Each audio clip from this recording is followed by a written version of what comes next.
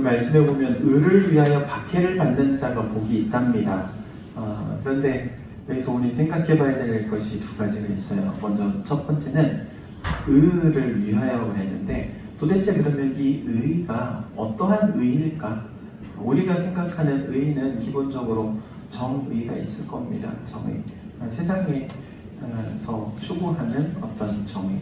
그런데 하버드 대학 교수가 정의란 무엇인가라는 이렇게 두통 이제 책을 써내고 강연도 했지만 정의라는 게 참 상대적이에요.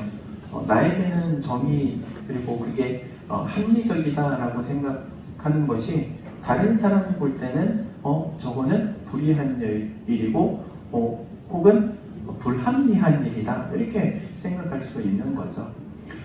특별히 우리 사회를 유지하고 있는 제도가 있잖아요. 법이라는 제도. 이 법이라는 제도가 만들어지는 데 있어서 가장 기본 토대가 되는 것은 어떻게 보면은 도덕이라고 말할 수 있을 거예요.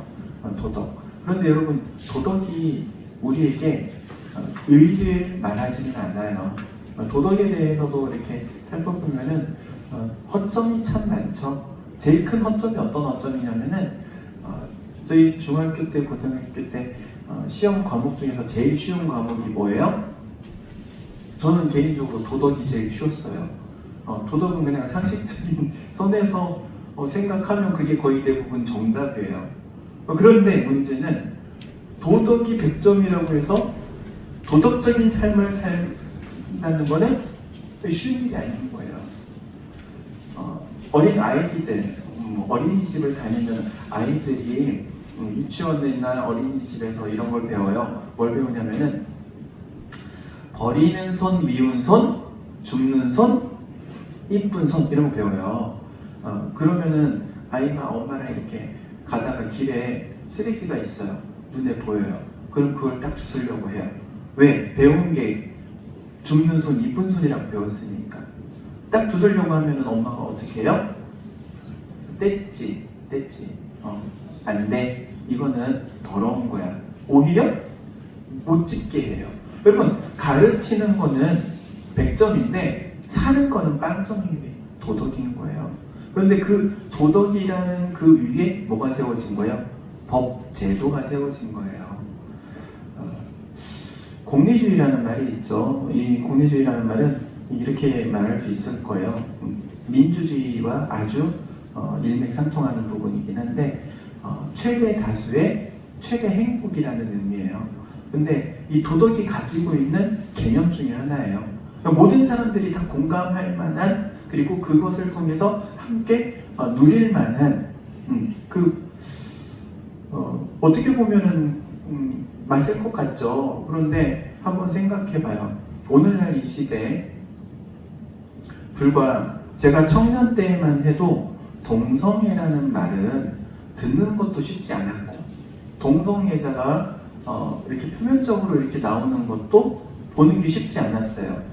물론 이제 동성애자를 받아들이는 도덕적, 문화적 이런 게 안 돼 있기 때문에도 그렇지만은 그 동성애를 우리는 뭘로 봐요? 기본적으로 죄로 보잖아요. 죄로 보니까는 이게 수면 밑에 가라앉아 있었단 말이에요. 음지에 있었던 거예요. 그런데 지금은 어떻습니까? 소수 약자들이 오히려 넘어오고 있어요. 권리를 많이 가지고 왜? 그들도 뭉치니까 힘이 돼가지고 그 동성애자가 제일 많은 지역 중에 한 곳이 저희 경상도 어디라고 그래요? 마산 저쪽으로 해가지고인데 그쪽에서는 국회의원이 나오려면은 그 동성애자를 위한 그런 것도 이렇게 약속을 한두 가지는 가지고 나와야 된대요. 왜 그러냐면은 국회의원 되려면 표를 얻어야 되니까. 그러니까요, 그러니까 최대 다수의 최대 행복이라는 어떤 전제가 오히려 이 세상에서는요, 죄임에도 불구하고 모든 사람들이 다 그것을 받아들이면은 그냥 죄가 아니게 되는 거예요. 성경에 그런 도시가 있었어요. 어디예요? 소돔과 고모라. 거기는 그게 그냥 죄가 아닌 거예요. 죄가 아닌 거예요. 하나님의 심판으로 멸망하기는 하지만 도덕에는 그래서 한계가 있어요. 도덕으로는 한계가 있어요. 법에도 한계가 있죠. 법에도. 왜 한계가 있냐? 도덕에서 시작했기 때문에 한계가 있기도 하지만 법이라는 건요, 안 걸리면은 안 걸리는 거예요. 교통법규도 그렇잖아요. 위에 딱 그 신호 위반, 과속 위반 카메라가 있으면 사람들이 다 지켜요. 그런데 그 카메라가 없는 데는 어때요? 그냥 안 지키고 그냥 다니잖아요. 다 자기 원하는 대로, 마음대로, 편한 대로 운전하면서 다닌단 말이에요. 법의 한계예요. 경찰이 없으면 지키질 않는다. 이게 문제죠, 문제. 유대인들이 가지고 있는 율법이 있어요. 율법에도 한계가 있죠. 어떤 한계가 있는가?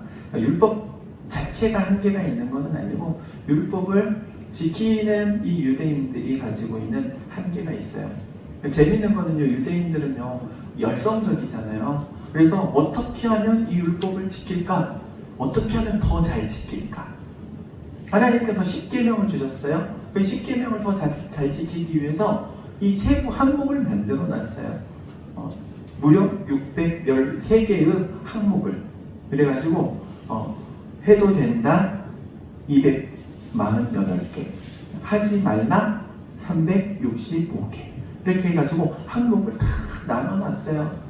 그래가지고 이스라엘 가면은요, 이스라엘의 호텔에는요 엘리베이터가 이렇게 이스라엘 사람들이 전용 사용하는 엘리베이터가 있고, 그리고 외국인이 사용하는 엘리베이터가 따로 있어요.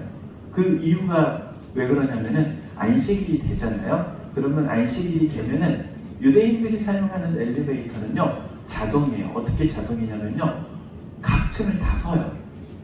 1층에서 서고, 2층에서 서고, 3층에서 서고.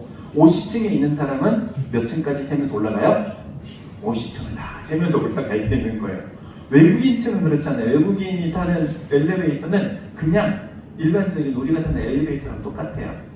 무슨 차이냐면은 안식일에 일하지 말라, 일하면 안 돼. 그런데 무엇이 일이냐, 무엇이 일이 아니냐를 기준을 그걸 또 세부 항목으로 해놓은 거예요. 엘리베이터 번호를 누르면 일하는 게 돼. 그래, 안식일을 범하는 게 돼. 그래서 엘리베이터 이 번호를 안 누르는 거예요. 유대인들 참 대단하지 않습니까? 그런 열심. 그리고 이 사람들은 그러니까는 안식일은 토요일이에요.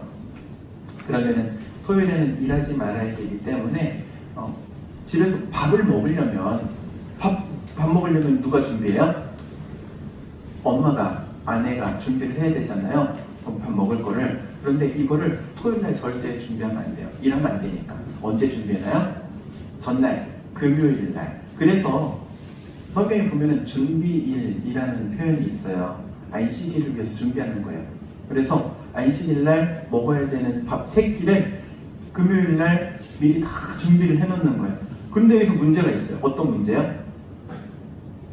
만약 뭐 우리처럼 밥을 했어요. 그럼 밥이 식을 거 아니에요. 밥을 데펴야 될 거 아니에요. 식은 뭐 음식들을 데펴야 되잖아요. 불을 켜면 안 돼 또. 불 켜면 일하는 게 되기 때문에. 그래서 어떻게 하는지 알아요? 불을 켜면 안 되기 때문에 금요일날 저녁이 되면요, 가스레인지 불을 최소한으로 안 꺼질 만큼 켜놔요. 불을 켜는 거는 일이 되기 때문에 문제가 되지만은 켜져 있는 불을 키웠다 줄였다는 괜찮은 거야. 웃기죠? 아니, 그렇게 살고 있어요. 유대인들이 지금도 그렇게 살고 있어요. 물론 이제 그 중에서 정말 열심히 특신인 사람들, 유대인들도 좀 이렇게 갈라지기는 해요. 조금 개방적인 사람이 있고 아주 보수적인 사람이 있고. 제가 말씀드린 거는 그래도 상당히 보수적인 사람들, 그리고 주류가 보수이기도 해요. 보수적인 사람들에 의해서 유대인들이 어쨌든 그 전통이 계속 이어져 가고 있는데, 그러한 규정들을 철저하게 지켜요. 철저하게. 얼마나 철저하게 지키려고 열심히인지 모르죠. 그런데 사도 바울이 그러한 율법에 대해서 이렇게 말합니다. 로마서 3장 20절 말씀에 율법의 행위로 의롭다 하심을 받을 수 없다. 왜? 그 이유가 어디에 있느냐? 그 수많은 율법 다 다 지키다가 하나를 못 지켰어. 그러면은 앞에 열심히 잘 지켰던 거 다 무효 처리가 되는 것처럼 그 범죄 하나 한 것으로 인해서 그냥 도매금에 넘어간다는 거예요. 억울하지 않습니까? 죽기 직전까지 다 잘 지켰는데 죽기 전에 하나라도 범하면은 율법을 범한 거잖아요. 그 율법을 범하면 어떻게 해요? 해결 방법이 있어요? 없어요? 없어요. 미치는 거지. 그렇지 않습니까? 그러니까 사도 바울이 그렇게 얘기하는 거예요. 율법 열심히 지킨다고 지켜? 그런데 그 중에 하나라도 범하면은 나머지 율법 지킨 게 도로함이 다 불인데, 불교용어 써서 죄송합니다. 아무튼 뭐 그냥 무슨 공산 내는 건데 그게 무슨 의미가 있겠냐는 거예요. 그러면서 말합니다. 도덕과 율법으로는 절대로 의에 이를 수가 없다. 이게 전제 조건이에요. 오늘 성경 말씀을 보니까는 그런데 예수님께서 의를 위하여 박해를 받는 자라고 말하고 있어요. 여기서 말하는 의는 어떤 의를 말하느냐? 바로 하나님께서 인정하시는 의예요. 예수 그리스도를 믿어서 하나님께서 의롭다 칭함받은 하나님의 자녀들, 예수 그리스도를 영접한 하나님의 자녀들, 예수 그리스도의 그 십자가의 보혈로 죄 씻음 받고 하나님의 자녀로 거듭난 이 하나님의 백성들을 가리켜서 의롭다 말씀하시는 거예요. 로마서 3장 21절, 22절 말씀에 이렇게 말합니다. 이제는 율법 외에 하나님의 한 의가 나타났으니 율법과 선지자들에게 증거를 받은 것이라 곧 예수 그리스도를 믿음으로 말미암아 모든 믿는 자에게 미치는 하나님의 의니 차별이 없으시니라 그럽니다. 하나님께서 우리에게 의롭다 하심을 주시는 거예요. 예수 그리스도를 믿는 것만으로도. 오직 그 하나만으로. 여러분, 우리는요, 예수 믿는 거를 너무나도 쉽게 생각해요. 그러면 안 돼요. 예수 믿는 거는요, 너무나도 중요한 일이에요. 여러분들 물론 여러분의 삶의 현장에서 전도를 하실 거예요. 그런데 전도할 때 제일 중요한 거를 잊지 마셔야 될 게 있어요. 뭐냐면은 교회를 나와라. 물론 그 말도 틀린 말은 아니에요. 그런데 교회를 나오는 것보다도 더 중요한 게 있어요. 뭐예요? 예수님을 믿어라.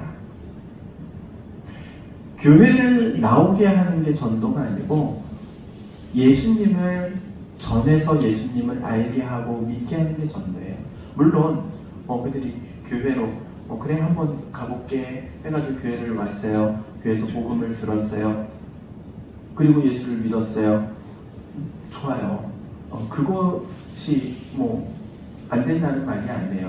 물론 그것도 좋지만 선후를 따진다면은 예수 믿는 게 먼저라는 거예요. 예수를 믿는 게 먼저고 교회는 예수는 믿을게요. 그런데 난 교회 나가기 싫어요. 이러면 어떻게 해요? 어떻게 해야 될까요? 어떻게 눈 감고 뿡뿡뿡. 여러분 모르겠죠? 어떻게 될지. 나도 잘 모르겠어요. 고민이야. 근데 억지로 나오게 할 필요는 없다. 저는 그렇게 생각해요. 왜냐하면 하나님이 하실 거기 때문에. 그 사람의 마음을 만지시고 그 사람에게 정말 우리가 전한 예수 그리스도의 생명이 딱 심겨지면요, 예수 그리스도의 생명이기 때문에 종교가 아니에요. 우리가 전하는 이 복음은요, 종교가 아니에요. 종교는 어떤 허례 허식이 있어요. 그것을 무언가를 보이기 위한 것, 절차를 지키기 위한 것들 있어요. 근데 예수 믿는 거는 종교랑 달라요. 예수를 믿는다는 건 생명이에요, 생명. 하나님께서 주시는 예수의 생명이 딱 심겨지는 거거든요. 씨앗이 심겨지는 거예요. 여러분, 씨앗이 심겨지면 생명의 특징, 첫 번째 특징, 자라나요. 알게 모르게 자라나요. 뿌리를 내리고 싹을 틔우고 줄기가 이파리가 꽃을 틔우고 자라나게 돼 있는 거예요. 생명은 반드시 자라난다는 거예요. 그 두 번째 특징, 생명은 반드시 재생산한다는 거예요. 열매를 맺어서 후손을 남기는 거예요. 생명의 특징이에요. 생명의 특징. 물론 어떤 식물은 1년이면 한 3번도 꽃을 피우고 열매를 맺는 식물도 있는가 하면 어떤 식물은 10년 기다려야 되잖아요. 과수 열매를 맺으려면. 다르죠. 사람도 마찬가지예요. 분명한 것은 그 안에 생명이 심겨지면 자라나게 돼 있고 열매를 맺게 돼 있고 후손을 퍼뜨리게 돼 있는데 그것을 우리가 하는 게 아닌 거예요. 하나님이 하시는 거예요. 하나님이 자라게 하시는 거예요. 우리는 뭐 한다? 씨앗을 심어. 씨앗을 심는 거예요. 예수 그리스도의 복음을 전하는 생명을 심는 거예요. 왜 예수 믿는 게 중요한 거예요. 예수 믿는 사람은요, 그리고 놀랍게도 하나님을 사모하게 되고 하나님 주시는 마음 때문에 교회로 자기 발로 나오게 돼 있어요. 하나님께서 그 발걸음을 이끄시기 때문인 줄로 저는 믿습니다. 하나님께서 이끄시는 거예요. 생명이 들어가 있기 때문에 하나님께서 끌어내가지고 교회로. 그러니까 우리가 교회로 이끌려고 하면은 힘만 들어. 뭐를 먼저? 예수님을 먼저 전하는 거. 예수님을 전해가지고 그 사람이 예수님을 믿었어요. 그럼 그것만큼 복된 건 없어요. 그리고 그게 최고예요. 최고의 가치이기도 해. 교회에 나오는 이유는요, 다른 게 아니에요. 교회를 통해서, 공동체를 통해서 하나님의 자녀답게 살아가는 법을 배우기 위해서예요. 오늘 성경 말씀에 보면은 우리가 이제 8번째 복이긴 하지만 팔복이잖아요. 산상수훈의 팔복, 8개의 복을 말씀하시잖아요. 예수님께서 8가지 복을 말씀하시는 게 세상 사람들이 말하고 추구하는 복과는 너무나도 다르잖아요. 그렇지 않습니까? 너무나도 다른 차원의 복을 말씀을 하세요. 그리고 다른 차원의 복을 누구에게 주시겠다는 거예요? 믿는 자들에게 주시겠다는 거예요. 이 약속이기도 한 거예요. 교회라는 공동체를 통해서 어떻게 예수 믿는 사람답게 살 것인가 라는 과제물을 성경 말씀을 통해서 배우는 거예요. 신령이 가난한 자가 복이 있다고 하는데 그러면 나는 어떻게 하는 게 신령이 가난하게 사는 것일까? 교회를 통해서 배우는 거예요. 교회를 통해서 배운다는 것은 목사님의 설교만을 통해서 그런 의미는 아니에요. 함께 있는 공동체원들의 삶을 통해서 먼저 간 사람의 발자국을 바라보면서 뒷사람을 쫓아가는 거거든요.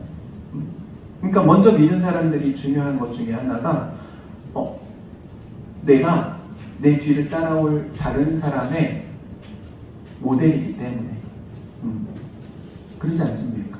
그래서 직분을 받는다는 거, 직분을 받는다는 건 단순히 일을 해야 된다 이런 것보다도요, 더 중요한 거는 내 뒤를 따라올 사람들에게 모델이 돼야 되고 나는 예수님을 모델로 삼고 따라가는 예수님의 제자로서 살아간다, 이런 의미가 더 강한 거예요. 어찌되었든 그러한 하나님의 의, 그 하나님의 의를 붙들고 살아간다는 게 쉬운 일이 아니죠. 왜 그렇습니까? 세상과는 다르기 때문에 그래요. 세상의 가치관과 세상의 방법이랑은 전혀 달라요. 전혀 달라. 막말로 그렇습니다. 여러분, 시내에 나가서 여러분 예수 믿으세요. 예수님을 믿기만 하면 하나님께서 주시는 영생의 복을 얻을 수 있습니다. 예수님을 만나면 그것보다 더 큰 복이 없습니다. 이렇게 전도해봐요. 그럼 대번에 신고해, 사람들이. 신고해. 그럼 못하게 방해하고 막 시끄럽게 하고 그래요. 민원 넣고. 서울에서도 요즘은 어디 지하철 같은 데에서도 못해. 막 딱 하면 바로 다음 정거장에서 철컹철컹 하고 다 잡아가고요. 전도 못하게. 여러분, 그런데 전도를 하면은 못하게 하는데요, 장사를 하잖아요. 여러분, 이 약 한번 먹어봐. 먹으면은 아픈데 다나, 가짜를 팔아도 사람들은 뭐라고 말하냐면요, 열심히 먹고 살려고 정말 열심히 일한다 그래요. 물론 한두 사람 정도는 에이 뭘 시끄럽게 저러나 그럴 사람이 간혹 있을 수 있을지는 모르겠지만 먹고 살려고 열심히 사람이라고 그냥 봐주죠. 여러분, 복음을 전하는 게 장사하는 사람들만 또 못한 취급을 받는 게 이 세상인 거예요. 복음을 전할 때 돈을 달라고 했어요? 물건을 파는 거예요? 아니잖아요. 그냥 받아들이고 믿기만 하면 하나님이 주시는 영생의 복을, 영생의 선물을 받으시라고 말씀을 드립니다. 그래도 싫다고요, 싫다고. 세상이 하나님과 원수되어 있기 때문에 그런 거예요. 그리고 그렇기 때문에 복음을 전하잖아요. 그러면 박해를 받을 수밖에 없다는 거예요. 내가 신앙으로 살려고 하면 할수록 어려운 일 당할 수밖에 없는 게 이 세상이라는 거예요. 그래서 내가 믿음으로 살려고 하면은 오히려 뭐가 많다? 거치는 일이 많다. 부딪히는 일들이 많고 부딪히는 사람이 많고. 여러분 신앙을 포기하고 살잖아요. 그러면은 오히려 더 편하게 잘 사시더라고요. 보니까 그냥 뭐 주일이 됐든 무슨 날이 됐든 골프 약속 잡아가지고 골프도 가시고 뭐 여행도 가시고 캠핑도 가시고 친구들하고 모임도 너무 잘해요. 화합을 이루는 거지. 그동안 우리가 너 때문에 못했던 모임을 오늘 드디어 하는구나 그러면서 화합을 이루죠. 신앙을 포기하는 순간 화합을 이루. 근데 내가 신앙을 지키겠다고 하는 순간 그 모임이 나 때문에 시끄러워지는 거예요. 야, 너 꼭 이번에 오랜만에 모이는 그 모임에 너 빠져야겠느냐? 너 하나 때문에 뭐 이런 얘기 하잖아요. 우리는 세상이란 물과 기름과 같은 존재 섞일 수가 없는 거예요. 무엇 때문에? 신앙 때문에. 근데 그 신앙 때문에 박해를 받는 사람에게 복이 있다고 말씀하고 계시는 거예요. 신앙 때문에 너가 신앙을 지키려고 그런 사람들에게 그렇게 핍박을 당하고 박해를 받고 욕을 먹는 거 복이 있는 거야. 무슨 복이에요? 천국이 너의 복이다. 천국을 유혹으로 주신다. 약속하시는 거잖아요. 여러분 오늘 말씀의 가장 핵심이 되는 말씀이기도 해요. 뭐냐면은 천국이 있다는 거예요. 예수님의 가르침 가운데 물론 여러 가지 가르침이 있어요. 이 땅에 어떠한 삶을 살아야 될 것인가에 대한 가르침, 수많은 가르침들이 있죠. 그런데 그 가르침에 있어서의 최고의 결국의 결정력은 어디에 있느냐? 우리가 가게 될 천국에 있는 거예요. 어떤 분은 그런 얘기를 해요. 천국이 있느냐고, 천국이 진짜 있느냐고. 목사님들도 안 믿는 목사님들이 있어요. 천국 없다고 그러고. 천국과 지옥이 어디 있냐고 그러고. 모르겠어. 목사를 어떻게 제대로 땄는지 딱지를 탔는지 모르겠는데 천국이 있죠. 지옥도 있고. 예수님께서 말씀하시잖아요. 부자가 나사렛 이야기를 하시면서 천국과 지옥 사이에 큰 구렁이 있어가지고 넘어가고 싶어도 넘어갈 수 없고 오고 싶어도 올 수 없고 가고 싶어도 갈 수 없는 천국과 지옥이 분명히 있어요. 그런데 더 중요한 문제가 있어요. 그러니까 만약에 진짜 천국이 없다. 여러분 손해날 거 있어요? 없어요? 별로 손해날 거 없어. 우리는 손해날 거 없어요. 그런데 천국도 있고 지옥이 있다. 누가 손해나요? 천국도 없다고 지옥도 없다고 말했던 그 사람들은 큰 손해를 얻는 거예요. 왜냐하면 그 사람들은 죽여가게 될 거니까. 얼마나 안타까운 일입니까?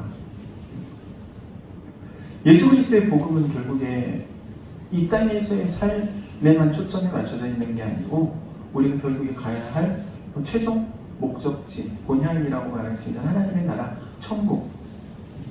그리고 거기에 합당한 백성으로서 이 땅을 살면서 준비하라는 거예요. 어떻게 사는 게 천국 백성다운 삶의 모습이다 가르쳐 주시는 게 기독교 윤리라고 하죠. 예수님의 가르침을 따라서 이 땅에서 살아가는, 그리고 그렇게 살다 보니까 천국의 삶에 합당한 삶이 되는 거죠. 그리고 이 땅에서의 삶도 천국과 같은 삶을 누리게 되는 것이고. 오늘 성경 말씀에 보면은 읽지는 않았지만 11절과 12절이 결론 말씀이거든요. 팔복의 결론이에요. 그러니까 팔복이 8가지의 복을 마지막 8번째 복을 10절에 얘기를 하고 그 다음에 11절과 12절은 그 앞에 있는 모든 것들의 다 총합이에요. 총집합. 그런데 총합이 어디에 포커스가 맞춰져 있는가 한번 볼만해요. 11절 12절 제가 한번 읽어드리도록 하겠습니다. 11절 12절입니다. 나로 말미암아 너희를 욕하고 박해하고 거짓으로 너희를 거슬러 모든 악한 말을 할 때에는 너희에게 복이 있나니 기뻐하고 즐거워라. 하늘에서 너희의 상이 큼이라. 너희 전에 있던 선지자들도 이같이 받게 하였느니라. 아멘. 복이 있는데 그 복이 어디에 있다는 거예요? 하늘에 있다는 거예요. 예수 믿는 가장 최고의 복이 어디 있다는 거예요? 하늘에 있다는 거예요. 예수 믿는 것은 생명이기 때문에 그렇습니다. 사랑하는 성도 여러분, 이 예수의 생명을 여러분 가족들에게, 그리고 이웃들에게 전할 수 있기를 주의 이름으로 축원드립니다. 기도하도록 하겠습니다. 사랑과 내가 충만하신 하나님, 은혜를 구합니다. 의를 위하여 박해를 받는 자가 복이 있다고 말씀하시는 우리 주님의 가르침을 또한 배우고, 우리가 예수 그리스도의 복음을 위하여서 또한 세상 가운데 많은 사람들과 부딪히는 일들이 있고, 또 어려움을 당하고 곤란함을 입는 경우들도 많이 있지만, 이 모든 것들을 믿음으로 이겨내게 하시고, 또한 그 가운데서도 복음이 전해져야 되고 들려져야 되고, 또한 믿고 주님께로 돌아와야 될 영혼들이 있음을 고백하오니, 저희를 통하여서 이 예수 그리스도의 복음이 전해지고 또한 들려지고 믿는 자들이 계속해서 세워질 수 있도록 하나님께서 도와주옵소서. 예수님의 이름으로 기도하옵나이다. 아멘.